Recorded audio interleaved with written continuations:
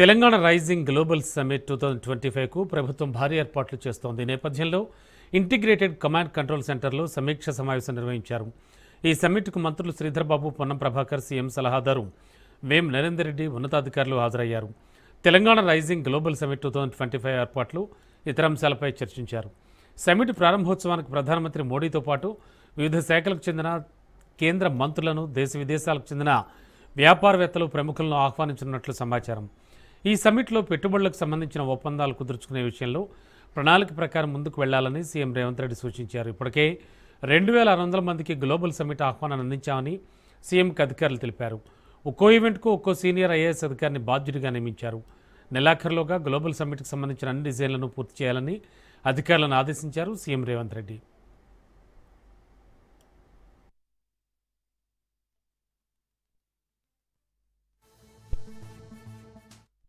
రైతులకు సరిపడా యూరియా అందుబాటులో ఉండేలా చూడాలని అధికారులను ఆదేశించారు మంత్రి తుమ్మల నాగేశ్వరరావు. పత్తి కొనుగోళ్లు, యూరియా సరఫరా, జొన్న నిల్వలపై అధికారులతో సమీక్ష జరిపారు. కొనుగోళ్లలో రైతులకు ఇబ్బందులు కలగకుండా చూడాలన్నారు మంత్రి తుమ్మల. రాష్ట్రంలో 314 జిన్నింగ్ మిల్లుల్లో పత్తి కొనుగోలు చేస్తున్నామని, మిగిలిన 14 జిన్నింగ్ మిల్లులను కూడా కొనుగోలు ప్రారంభించాలని మంత్రి ఆదేశించారు. ఇప్పటివరకు 2,63,000 మెట్రిక్ టన్నుల పత్తి సేకరించడం జరిగిందన్నారు. జొన్న నిల్వలను త్వరగా తరలించి రైతుల ఇతర ఉత్పత్తులకు గోదాములను అందుబాటులో ఉంచాలని సూచించారు.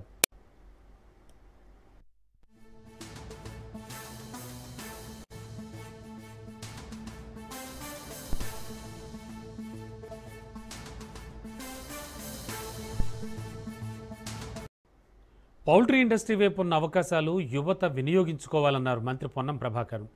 ప్రభుత్వం అన్ని రకాలుగా పౌల్ట్రీ ఇండస్ట్రీకి అండగా ఉంటుందన్నారు. హైటెక్స్ ఎగ్జిబిషన్ సెంటర్లో south Asia biggest poultry expo 2025 కార్యక్రమంలో మంత్రి పొన్నం ప్రభాకర్ పాల్గొన్నారు. రైతులకు ఉపయోగపడేటువంటి అధునాతన టెక్నాలజీకి సంబంధించిన దాణా, ఎగ్ కలెక్షన్ మిషన్లు తదితర యంత్రాలను పరిశీలించారు మంత్రి.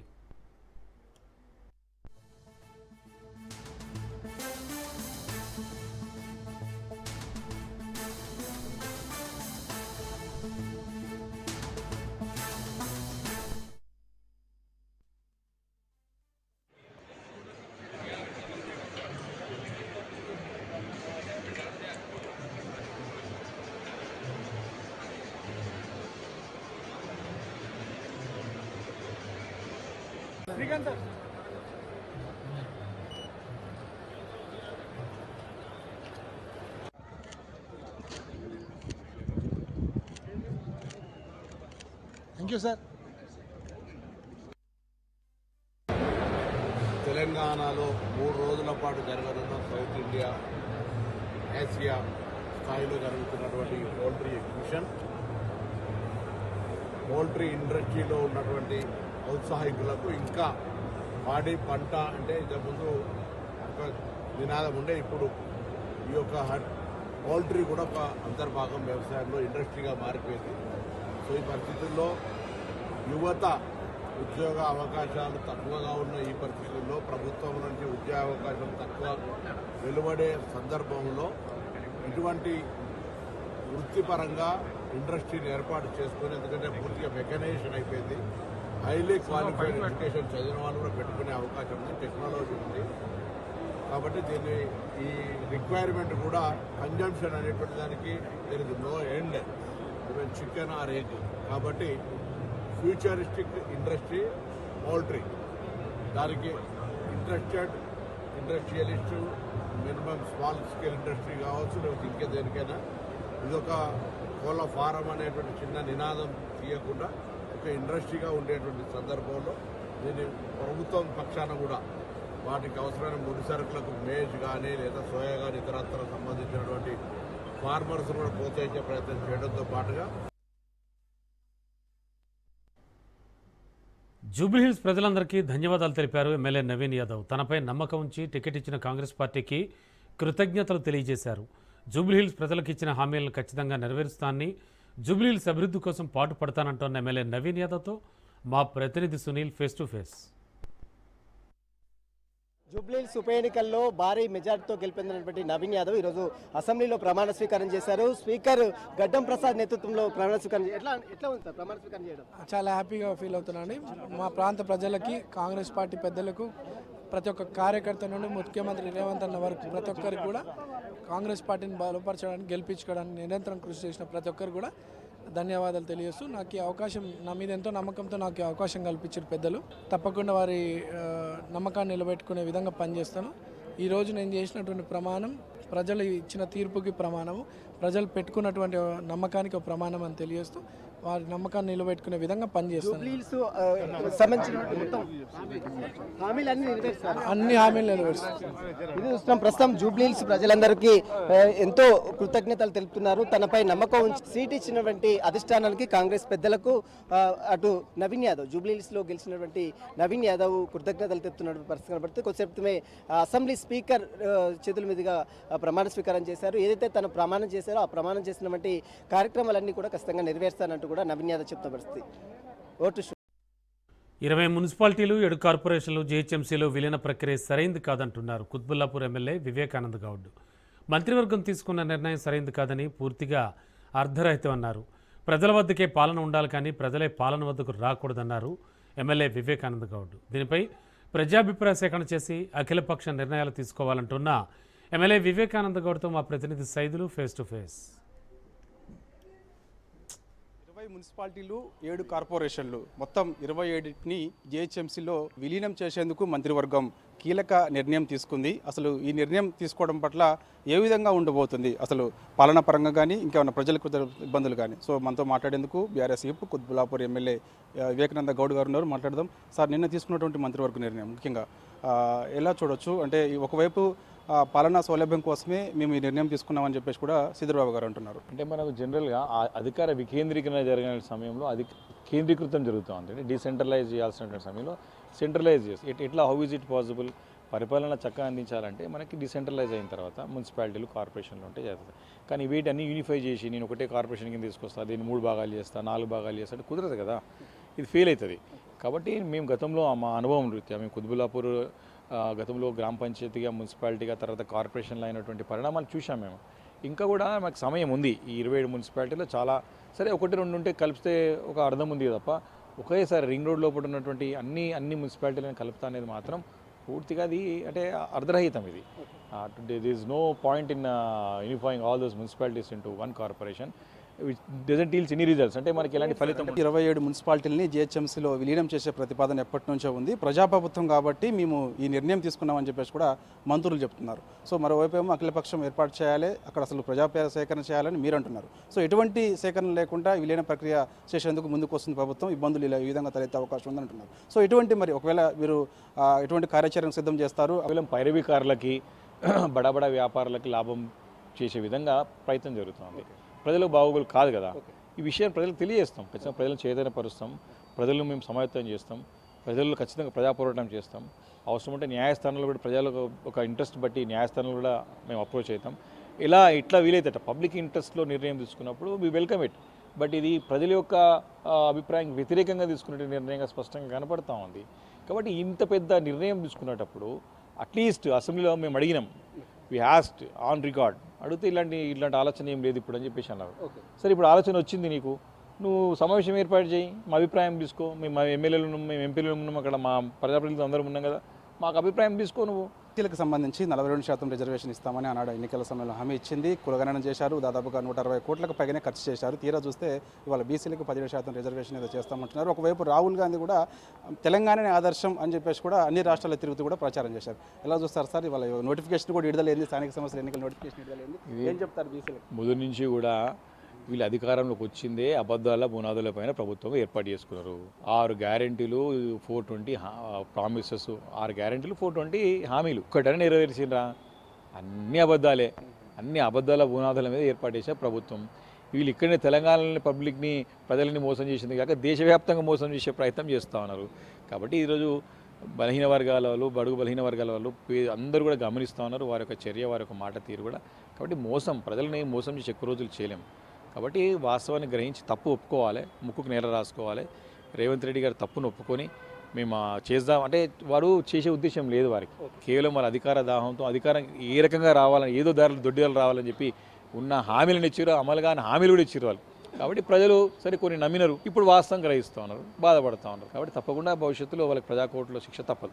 జిహెచ్ఎంసీలో మొత్తం 27 మున్సిపాలిటీని విలీనం చేస్తున్నామని తీసుకున్న నిర్ణయం మంత్రివర్గం ఏదైతే ఉందో అది సరైనది కాదు. ఎందుకంటే ప్రజాభిప్రాయ సేకరణ చేయాలి, ప్రతిపక్ష పార్టీని కూడా సంప్రదించాలి, అవసరమైతే అసెంబ్లీ సమావేశం కూడా ఏర్పాటు చేయాలి. చేసిన తర్వాత ఇలాంటి నిర్ణయం తీసుకోవాలి. దాని తర్వాత బీసీలకు ఇచ్చినటువంటి మోసం కూడా కాంగ్రెస్ పార్టీ చాలా స్పష్టంగా కనిపించిందని చెప్పేసి కూడా బీఆర్ఎస్ కుత్బులాపూర్ ఎమ్మెల్యే వివేకానంద గౌడ్ చెప్తున్నారు. వీడియో జర్నలిస్ట్ వెంకట్తో సైదులు. ఎన్టీఆర్ జిల్లా మైలవరం నియోజకవర్గంలో రాజ్యాంగ దినోత్సవ వేడుకలు ఘనంగా జరిగాయి. ఇబ్రహీంపట్నం శక్తినగర్ కమ్యూనిటీ హాల్లో వైసీపీ పార్టీ ఎస్సీ సెల్ ఆధ్వర్యంలో ఈ దినోత్సవ వేడుకలు నిర్వహించారు. ఈ కార్యక్రమానికి ముఖ్య అతిథులుగా మాజీ మంత్రి జోగి రమేష్ తనయుడు జోగి రాజు పాల్గొని అంబేద్కర్, డాక్టర్ బాబు జగజ్జీవన్ రామ్ విగ్రహాలకు పూలమాలలు వేసి నివాళులర్పించారు. దినోత్సవ వేడుకల్లో వైసీపీ మహిళా కార్యకర్తలు పెద్ద ఎత్తున పాల్గొన్నారు. ధన్యవాదాలు. ఇవాళ భారత రాజ్యాంగ నిర్మాత ప్రపంచ మేధావి డాక్టర్ బిఆర్ అంబేద్కర్ ఏదైతే రాజ్యాంగం ఉందో అది ఆమోదించబడినటువంటి రోజు. ఇది మనం అందరూ గుర్తుంచుకోవాల్సిన అవసరం ఉంది. ఇవాళ భారత రాజ్యాంగానికి ఎంత విలువ ఉందంటే ఇవాళ పక్క రాజ్యాలు మొత్తం అల్లకోలం అవుతున్నా సరే ఆయన రాసినటువంటి రాజ్యాంగం పైన అంబేద్కర్ రాజ్యాంగం ముందు నిలబడదని చెప్పేసి తెలియజేసుకుంటూ మనందరం ప్రజాస్వామ్యాన్ని దాన్ని ఎంజాయ్ చేస్తున్నామంటే దానికి కారణం డాక్టర్ బిఆర్ అంబేద్కర్ గారు. అలాగే సమాజంలోని బడుగు బలహీన వర్గాలు, ఎస్సీలు, ఎస్టీలు, మైనార్టీలు అందరూ అంటరాని వ్యవస్థ నుంచి విముక్తి పొందారంటే దాని వెనుకున్నది డాక్టర్ బిఆర్ అంబేద్కర్ గారు. ఆయన పడిన బాధలు, ఆయన ఈ సమాజంలో చూసిన బాధలు అన్నీ మొదలుకొని ఈరోజు ఆయన మన రాజ్యాంగాన్ని నిర్మించి మన బడుగు బలహీన వర్గాల్ని, ఎస్సీలని, ఎస్టీని, మైనార్టీలని ఈ సమాజంలో విముక్తి చేశారు. ఒక మెట్టు ఎదిగేలా చేశారు, చదువుకునేలా చేశారు. మన బిడ్డలు కూడా డాక్టర్లు, ఇంజనీర్లు, అలాగే అనేక రకాలైన స్థాయిలో ఉద్యోగాల్లో ఉన్నారంటే ఆయన పెట్టిన భిక్ష అని చెప్పేసి నేను ఈ సందర్భంగా తెలియజేసుకుంటా ఉన్నాను. అటు కృష్ణా జిల్లా మోపిదేవిలో వైభవంగా శ్రీ సుబ్రహ్మణ్యేశ్వర స్వామి వారి షష్ఠి కళ్యాణ మహోత్సవం జరిగింది. ఉభయ తెలుగు రాష్ట్రాల్లో సుప్రసిద్ధ పుణ్యక్షేత్రంగా భాసిల్లుతోన్న మోపిదేవిలోని స్వయంభూగా వెలిసిన శ్రీ వల్లి దేవసేన సమేత శ్రీ సుబ్రహ్మణ్యేశ్వర స్వామివారి దేవస్థానంలో షష్ఠి కళ్యాణ మహోత్సవాలు జరుగుతున్నాయి. దేవాదాయ శాఖ ఆధ్వర్యంలో స్వామివారి దివ్య కళ్యాణ మహోత్సవం రంగరంగ వైభవంగా నిర్వహించారు. ముఖ్య అతిథిగా అవనిగడ్డ ఎమ్మెల్యే మండల బుద్ధప్రసాద్ హాజరై పట్టు వస్త్రాలు బహుకరించారు. నియోజకవర్గ ప్రత్యేక అధికారి పెనుమూడి సాయిబాబు, వివిధ శాఖల అధికారులు ఉత్సవ ఏర్పాట్లు పర్యవేక్షించారు.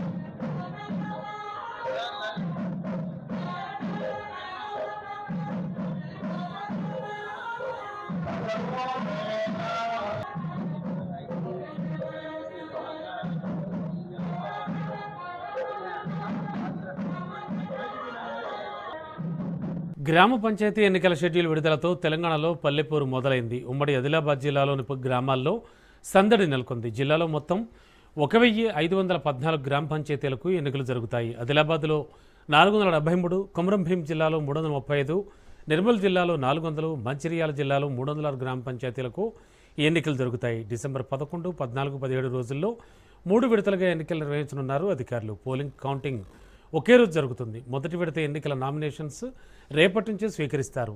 ఇక దీనికి సంబంధించి మరింత పూర్తి సమాచారం ఆదిలాబాద్ నుంచి మా ప్రతినిధి శ్రీనివాస్ అందిస్తారు. తెలంగాణలో గ్రామీణ ఎన్నికల హడావిడి మొదలైందని చెప్పవచ్చు. ఎన్నికల కమిషనర్ నిన్న షెడ్యూల్ విడుదల చేసిన తెలంగాణలో గ్రామీణ ప్రాంతాల్లో పట్ల ఎన్నికల హడావిడి మొదలైంది. ఎన్నిక కోలాహలం కూడా మనకు మొదలైనట్లు మనకు తెలుస్తుంది. ఇప్పుడు ఈ ఎన్నికలు మూడు విడతలుగా ప్రకటించడం జరిగింది. ఈసీ మాత్రం 3 విడతలుగా ప్రకటన చేసింది. మొదటి విడత డిసెంబర్ 11, రెండో విడత డిసెంబర్ 17, మూడో విడత డిసెంబర్ 17 నాడు ఎన్నికలు జరుగుతున్నాయి. అయితే ఈ మొదటి విడతకు రేపటి నుంచి 27వ తారీఖు నుంచి రేపు నామినేషన్ జరుగుతుంది. మళ్ళీ రెండో విడత 14వ తేదీ జరగడానికి 30 నాడు, మూడో విడత 17 నాడు జరిగేది. డిసెంబర్ 3 నాడు మనకు ఎలక్షన్లు జరుగుతున్నాయని మనకు తెలిసి నిన్న ఎలక్షన్ కమిషన్ చేసింది. అయితే ఉదయం 7 గంటల నుంచి మధ్యాహ్నం 1 గంట వరకు ఇక్కడ ఈ ఎలక్షన్లు సమయం జరుగుతుంది. ఈ 1 గంట తర్వాత లంచ్ తర్వాత 2:30కు ఫలితాలు విడుదల చేస్తారు. ఈ 17 తారీఖు లోపల ఈ గ్రామీణ ఎన్నికలు మొత్తం అయ్యే పరిస్థితి మనకు కనిపిస్తుంది. అయితే ఇక మనం 2 జిల్లాలకు వస్తే, ఇక మనం ఆదిలాబాద్ జిల్లాకు వస్తే మనం 473 గ్రామ పంచాయతీలు ఉన్నాయి. 20 మండలాలకు గాను 3,870 వార్డు మెంబర్స్ ఉన్నారు. నిర్మల్ జిల్లాకు వస్తే 18 మండలాలు ఉన్నాయి. 3,368 గ్రామ పంచాయతీలు ఇక్కడ ఎన్నికలు నిర్వహిస్తున్నారు. ఈ ఎన్నికల కమిషన్ అయితే అన్ని పకడ్బందీగా ఏర్పాటు చేసినట్టు మనకు తెలుస్తుంది. ఈ రిజర్వేషన్ ప్రక్రియ తోటి ఈ కొద్ది కాలంగా గందరగోళం ఏర్పడింది. రిజర్వేషన్ ప్రక్రియ ప్రభుత్వం ఒకటి, కోర్టు ఒకటి చెప్పడంతో ఇన్ని రోజులు ఆగిపోయింది చెప్పచ్చు. హెట్టకేలకు ప్రభుత్వం నిర్వహించే పరిస్థితి, ఎందుకంటే కోర్టు ఆదేశానుసారంగా ఎలక్షన్లు జరపాలని చెప్పేసి, మొన్న రిజర్వేషన్ జరపాలని చెప్పేసి వాళ్ళు చెప్పడం ఇక ఎటకేలకు తెలంగాణ ప్రభుత్వం దిగొచ్చి ఇక 42% బీసీలకు ఇస్తున్న వాదన వదిలేసి కేవలం పాత పద్ధతిలోనే ఇప్పుడు రిజర్వేషన్లు ఇస్తున్నాయి. అయితే ఇక్కడ ఎక్కువ శాతం ఇక్కడ జనరల్గా ప్రకటించడం చేసింది. ఎందుకంటే అక్కడ ఉన్నవాళ్ళు లేని వాళ్ళని చెప్పేసి ఇక్కడ రిజర్వేషన్ ఎక్కువ జనరల్ తోటి చేసింది. అయితే ఎక్కువ ఈ రిజర్వేషన్ ప్రక్రియలో కొద్దిగా గందరగోళం ఏర్పడ్డట్టు మనకు తెలుస్తుంది. ఎందుకంటే అక్కడ ఊర్లో కుటుంబాలు తక్కువ రిజర్వేషన్ ఇచ్చింది కాబట్టి ఇక్కడ ఏకగ్రీవమయ్యే ఛాన్సెస్ ఎక్కువగా ఉన్నాయి మనకి ఇక్కడ తెలుస్తుంది. ఇక మనము ఆదిలాబాద్ జిల్లాలో చూస్తే రుయ్యాడి గ్రామ పంచాయతీలో ఇప్పటివరకు కూడా ఎలక్షన్ జరగలేదు. ఎందుకంటే అక్కడ జనాభా లేని ఎస్టీ జనాభా లేని వాళ్ళకు రిజర్వేషన్ తోటి ఇప్పటిదాకా జనాభాలో అదొక పరిస్థితి మనకు తెలుస్తుంది. ఏది ఏమైనప్పటికీ ఇక్కడ ఈ ఆదిలాబాద్ జిల్లా, ఉమ్మడి ఆదిలాబాద్ జిల్లా పట్ల ఎలక్షన్లు కోలాహలం అయితే మనకు మొదలైందని చెప్పవచ్చు. ఇది ఇక్కడ ఉన్న పరిస్థితి. కెమెరామెన్ సురేత్ర, శ్రీనివాస్. కొబ్బరి రైతులతో AP deputy CM Pawan Kalyan ఆసక్తికర వ్యాఖ్యలు చేశారు. మీకు వరాలు ఇవ్వడానికి తను ముఖ్యమంత్రి స్థానంలో లేనన్నారు. మీకు ఏది కావాలన్నా సీఎంను అడగాలన్నారు. మీకు ఇచ్చేంత బడ్జెట్ తన దగ్గర ఉండదన్న పవన్ ఉన్న డబ్బంతా పథకాలకు ఖర్చు చేసేస్తే అభివృద్ధి ఎలా సాధ్యమని ప్రశ్నించారు. గత ప్రభుత్వం ఇదే తప్పు చేసిందన్నారు పవన్. ప్రజలు చాలా బలంగా ఉంటారు, నాయకులకు భయం వేస్తుంది. You have to become an vote bank. చూడండి, గత ప్రభుత్వం మళ్ళీ ఏం మాట్లాడుతున్నారు, మేము భవిష్యత్తులో ఇవి చేస్తాం ఉన్నారు. మీకు 5 సంవత్సరాల సమయం ఇస్తేనే మీరు ఏం చేయలేకపోయి రాష్ట్రాన్ని ఇంత అస్తవ్యస్తంగా చేశారు. ఇంకొకసారి మీరు వస్తే ఏం జరుగుద్ది? అదే వద్దని చెప్పి మేము ప్రజలు పక్కన పెట్టారు. ఈ రోజుకి వాళ్ళు తీరుతేనే మార్చుకోవట్లేదు. చాలా తక్కువ సార్లు గత ప్రభుత్వం గురించి మాట్లాడతారు. వాళ్ళు ఈ రోజుకి వాళ్ళ బూతులు మారట్లేదు, వాళ్ళ బుద్ధులు మారట్లేదు. ఇంకా మీరు సామాజిక మాధ్యమాల్లో తిడుతూనే ఉన్నారు. మళ్ళీ ఇంకొకసారి హెచ్చరిస్తున్నారు. పిఠాపురంలో ఒకసారి చెప్పాను మీకు, మళ్ళీ మీరు కూర్చొని పాత పద్ధతిలో గనక మళ్ళీ నాయకులు మీరు పిచ్చి ప్రలాపనలు చేస్తే పర్యవసానాలు చాలా తీవ్రంగా ఉంటాయి. గుర్తుపెట్టుకోండి. మిమ్మల్ని మీరు కానీ మీ నాయకులు కానీ మీరు ఒక క్రమబద్ధంగా ఒక పద్ధతిలో మమ్మల్ని విమర్శిస్తే తప్పులను మేము సరిదిద్దుకుంటాం. గత ప్రభుత్వ పాలన చూశారు. ఈ 5 సంవత్సరాల కాలంలో మీరు ఒకసారి జ్ఞాపకం తెచ్చుకుంటే మీకు ఏం గుర్తొస్తే చెప్పండి. వాళ్ళు చేసి గుంతలున్న రోడ్లలో చేపలు పట్టడాలు, రోడ్లు వేయకపోవడాలు, కాలువలు మరమ్మతులు చేయకపోవడాలు, ఏదన్నా అడిగితే కేసులు పెడతారు. ఇలాంటి భయానకం వాతావరణం నుంచి ఈ రోజున హక్కుగా కోనసీమ జిల్లా మినీ గూడ్స్ యూనియన్ డ్రైవర్లతో సహా వచ్చి మాకు ఈ సమస్యను చెప్పుకోగలుగుతున్నారు. నేను దానికి స్పందించగలుగుతున్నా. చాలా ప్రైమ్ ఏజ్లో వచ్చాను నేను పాలిటిక్స్కి. ఎర్లీ 30sలో వచ్చాను నేను. దేనికి వచ్చానంటే, నేను ఎంతసేపు మనం జై హిందులు కొడతాం, మహాత్మా గాంధీ గారికి దండలేస్తాం, నేతాజీ సుభాష్ చంద్రబోస్ గారికి సెల్యూట్లు కొడతాం, దేశభక్తి అంటాం. కానీ వాస్తవంగా వచ్చేటప్పటికి సామాజిక బాధ్యత కానీ దేశం పట్ల భక్తి కానీ చూపించడానికి చాలా వెనకాడతాం. నేను ఎప్పుడు వెనకాడలా, ఒక అడుగు ముందుకేశాను. గెలుస్తానో ఓడిపోతానో అసలు ఉంటానో పోతానో నాకే తెలియదు. నేను ఒక విప్లవ స్ఫూర్తితో అడుగుపెట్టాను. నేను నా సమాజం కోసం నిలబడాలి, నా దేశం కోసం నిలబడాలని ఆ కమిట్మెంట్. ఈ ఎన్నికల్లో నేను గెలుస్తానో, నేనే గెలుస్తానో లేదో నాకు తెలియదు, నేను ఓడిపోతానో లేదో నాకు తెలియదు. ఒకే ఒక్క హోప్ ఇచ్చింది నాకు, రాజోలు హోప్ ఇచ్చింది పోయిన ఎన్నిక. కడప జిల్లా పులివెందులలో వైసీపీ అధినేత మాజీ సీఎం జగన్ పర్యటించారు. బ్రాహ్మణపల్లి అరటి తోటలను పరిశీలించారు. రైతులతో మాట్లాడి వారి ఇబ్బందులను అడిగి తెలుసుకున్నారు. బ్రాహ్మణపల్లిలో అరటి సాగు నష్టాన్ని జగన్ స్వయంగా వెళ్లి పరిశీలించారు. కూటమి సర్కార్పై ఆగ్రహం వ్యక్తం చేశారు.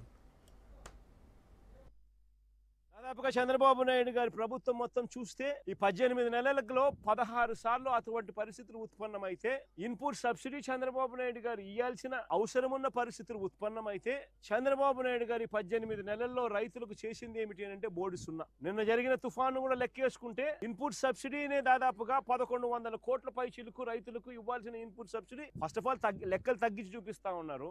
రైతులకు ఇవ్వాల్సి వస్తుందేమో అని చెప్పి కనీసం ఆ తగ్గించిన లెక్కలైనా కూడా కనీసం ఇస్తా ఉన్నారు అని అంటే అది కూడా ఇవ్వని పరిస్థితి, ఎగరగొట్టిన పరిస్థితి. ఈ రోజు రాష్ట్రంలో పరిస్థితి కేవలం 84 లక్షల మంది రైతులు ఉంటే కేవలం 18 లక్షల మంది రైతులు మాత్రమే పంటల బీమా చేసుకున్న పరిస్థితులు. 84 లక్షల మంది రైతుల్లో కేవలం 18 లక్షల మంది రైతులు మాత్రమే ఇన్సూరెన్స్ పరిధిలోకి వస్తా ఉన్నారంటే మిగిలిన వారి పరిస్థితి ఏమిటి? విపత్కర పరిస్థితులు వచ్చినప్పుడు రైతును ఆదుకునే నాతుడే కరువైన పరిస్థితిలో ఈ రోజు రాష్ట్రం కనిపిస్తా ఉంది. ఇన్పుట్ సబ్సిడీ గాలికి ఎగిరిపోయింది, హక్కుగా రావాల్సిన ఇన్సూరెన్స్ రాకుండా పోయింది. మరోవైపున చూస్తే చంద్రబాబు నాయుడు గారు పుణ్యాన చంద్రబాబు నాయుడు గారి హయాంలో పెట్టుబడి ఖర్చులు తారాస్థాయికి పెరిగాయి. ఎరువులు సైతం రైతులు బ్లాక్ లో కొనుక్కోవాల్సిన పరిస్థితి బహుశా ప్రపంచ చరిత్రలో ఎక్కడైనా ఉంటుందో లేదో నాకు తెలియదు, కానీ ఆంధ్ర రాష్ట్రంలో ఈసారి చంద్రబాబు నాయుడు గారి హయాంలో చూస్తా ఉన్నాం. ఎరువులు సైతం బ్లాక్ లో కొనుక్కోవాల్సిన పరిస్థితులు మొట్టమొదటిసారిగా చూస్తా ఉన్నాం. ప్రతి ఏప్రిల్ 2024, ఏప్రిల్ 2025లో ఇవ్వాల్సిన వసతి దీవెన బకాయి రెండు కలిపితే దాదాపుగా 6,000 చిల్లర కోట్ల రూపాయలు. పట్టించుకునే నాతుడు లేడు. రైతుల పరిస్థితి చూస్తే ఇట్టుంది. సూపర్ 6, సూపర్ 7 గాలికి ఎగిరిపోయి ఇట్లాంటి అక్కచెల్లెమ్మల పరిస్థితి చూస్తే, ఇటువంటి పిల్లల పరిస్థితి చూస్తే ఇంకా దయనీయంగా ఉంది. ఏమన్నాడు? ఇట్లా 18 ఏళ్ళ నుండి నా అక్కచెల్లెమ్మ చూసి ఏమన్నాడు? నెలకు 1500 ఇస్తానన్నాడు, సంవత్సరానికి 18,000 అన్నాడు. 2 ఏళ్ళు కలిపి 36,000, 2 ఏళ్ళు కలిపి 36,000 బాకీ, నెలకు 3,000 రూపాయలు నిరుద్యోగం. 2 ఏళ్ళు అయిపోయింది. అమ్మఒడి అన్నాడు, అమ్మఒడి వచ్చేది తీసేసి తల్లికి వందనం అన్నాడు. 15,000 కాస్త 13,000 అన్నాడు. 13,000 కాస్త చూస్తే చీరా చూస్తే 8,000, 9,000, 10,000, అది కూడా 30 లక్షల మంది పిల్లలు కట్ చేసి. పెన్షన్ల పరిస్థితి చూస్తే ఏకంగా వైఎస్ఆర్సీపీ ప్రభుత్వ హయాంలో ఎన్నికల నాటికి 66 లక్షల చిల్లర పెన్షన్లు ఇస్తా ఉంటే ఈరోజు 61 లక్షకు పడిపోయినాయి. కొత్త పెన్షన్ ఇవ్వకపోగా 5 లక్షల పెన్షన్ ఉన్నవి కట్ చేసేసినారు. ఎవడు సంతోషంగా ఉన్నాడని అడుగుతా ఉన్నా. మరోవైపున చూస్తే గవర్నమెంట్ రంగంలో గవర్నమెంట్ కి సంబంధించిన ఆస్తులు మెడికల్ కాలేజీలు అమ్మాలని చూస్తాడు, శనికాయలకి బెల్లాలకు. ప్రతి విషయంలోనూ చంద్రబాబు నాయుడు గారు ఏదైనా జరిగినప్పుడు డ్రామా చేస్తాడు. వెంటనే చేసేస్తాము, వెంటనే 10,000 మంది రైతులతో ఫోన్ లో మాట్లాడాడు అంటాడు. ఇదిగో చేసేస్తున్నాం అని అంటాడు. మొన్న ఏమంటాడు? ఉల్లి రైతుకి ఏమంటాడు? హెక్టార్కి 50,000 అన్నాడు. దాని ముందు 1,200 రూపాయలు పర్ క్వింటాల్ కొంటానన్నాడు. అది కొనలా. అది పోయి మళ్ళీ ఆ తర్వాత 50,000 రూపాయలు పర్ హెక్టార్కి ఇస్తాడు. అది బాయా. ఆ తర్వాత scene cut. Chandrababu topic divert. మళ్ళీ ఏదో అంటాడు. టాపిక్ డైవర్ట్ చేసేందుకు ఏదో గుడిలో లడ్డు అంటాడు, ఇంకోటి అంటాడు. టాపిక్ దాంట్లో డైవర్ట్ చేస్తారు. మన ఈ రైతులంతా మళ్ళీ రైతుల బతుకులు మళ్ళీ బస్ స్టాండ్. పొగాకు రైతులైనా అంతే, ఉల్లి రైతులైనా అంతే, వరి పరిస్థితి అంతే. ఇదిలా ఉంటే రెండో రోజు పర్యటనలో వైసీపీ అధినేత జగన్ కడప జిల్లాలో బిజీగా గడిపారు. సొంత నియోజకవర్గం పులివెందులలోని బ్రాహ్మణపల్లిలో అరటి రైతుల సమస్యలను అడిగి తెలుసుకున్నారు. అనంతరం వేల్పులలోని ఇటీవల జరిగిన జడ్పీటీసీ ఉప ఎన్నికల ప్రచారంలో గాయపడ్డ రామలింగారెడ్డిని పరామర్శించారు. గ్రామాల్లో యువకులు బైకులపై వైసీపీ జెండాలతో విన్యాసాలు చేస్తూ కేరింతలు కొట్టారు. పెద్ద ఎత్తున గ్రామస్తులు, కార్యకర్తలు జగన్కు ఘన స్వాగతం పలికారు.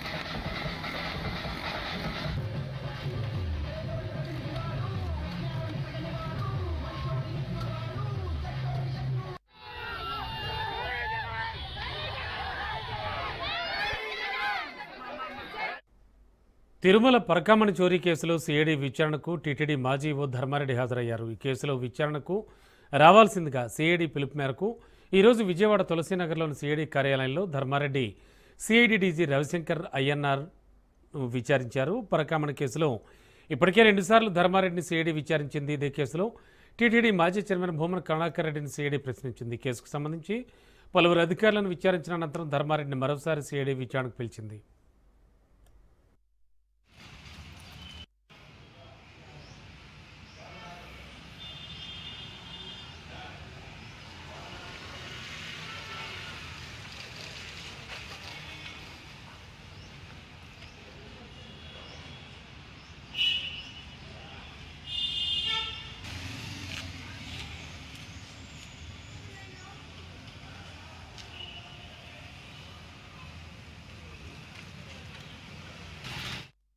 విజయవాడ వన్ టౌన్లో పార్కింగ్ మాఫియా అక్రమాలు మితిమీరిపోతున్నాయి. అరికట్టాల్సిన అధికార యంత్రాంగం పట్టీ పట్టనట్లుగా వ్యవహరిస్తోంది. కనకదుర్గ గుడి ఫ్లైఓవర్ దిగువ దర్గా రోడ్డు బ్లాక్ చేసి టోల్గేట్ పేరుతో దందా చేస్తున్నారు. ఇదేమిటని ప్రశ్నించిన వాహనదారులపై పార్కింగ్ మాఫియా సిబ్బంది లక్ష్మీనరసింహారెడ్డి దురుసుగా ప్రవర్తించాడు. రోడ్లను కూడా పార్కింగ్ కోసం పాడుకున్నామని ఎవరికి చెప్పుకుంటారో చెప్పుకోండి అంటూ సిబ్బంది వాగ్వాదానికి దిగారు. గతంలో కూడా ఇలాంటి సంఘటనలు చోటు చేసుకున్నాయని ఇప్పుడు ఏకంగా దుర్గగుడి దారిలో పార్కింగ్ మాఫియా దందాలు చేయడంపై వాహనదారులు స్థానికులు ఆగ్రహం వ్యక్తం చేస్తున్నారు.